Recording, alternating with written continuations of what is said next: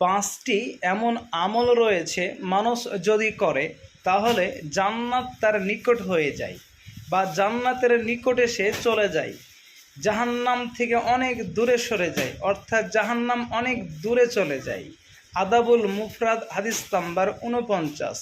রাসূল সাল্লাল্লাহু আলাইহি সাল্লাম বলেন, কেউ যদি আল্লাহর আনুগত্য করে, 2 আল্লাহর সাথে কাউকে শরিক না করে, 3 5 ওয়াক্ত নিয়মিত নামাজ পড়ে, 4 যাকাত দেয়, 5 আত্মীয়তার বন্ধন ঠিক রাখে, হাদিসের মান সহি, এই 5টি আমল নিয়মিত করলে অবশ্যই সে জান্নাতের নিকটে হতে পারবে এবং জাহান্নাম থেকে অনেক দূরে সরে যাবে। আত্মীয়তার বন্ধন যে ঠিকমতো আদায় করবে, রক্ষা করবে।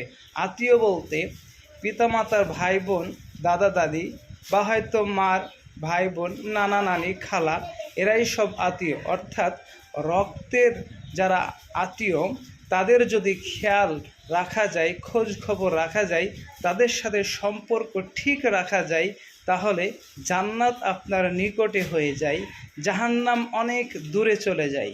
দুঃখের বিষয় কি জানেন? আত্মীয়তার সম্পর্ক ঠিক রাখে না বেশিরভাগ মানুষ 1999 জন মানুষ আত্মীয়তার রক্তের আত্মীয়র সঙ্গে সম্পর্ক ঠিক রাখে না। রক্তের আত্মীয় সম্পর্ক ঠিক রাখে না। কাদের সাথে ঠিক রাখে? শ্বশুর শাশুড়ির সাথে। শ্বশুর শাশুড়ির যারা আত্মীয় রয়েছে এদের সাথে ঠিক সম্পর্ক বজায় রাখে, তাদের খোঁজ খবর নাই, তাদের ভালো মন্দ করে খাওয়ায়, কিন্তু রক্তের আত্মীয়দের সাথে সম্পর্ক তেমন রাখে না। দুঃখের বিষয়, সম্পর্ক রাখার কথা ছিল রক্তের আত্মীয়দের সাথে।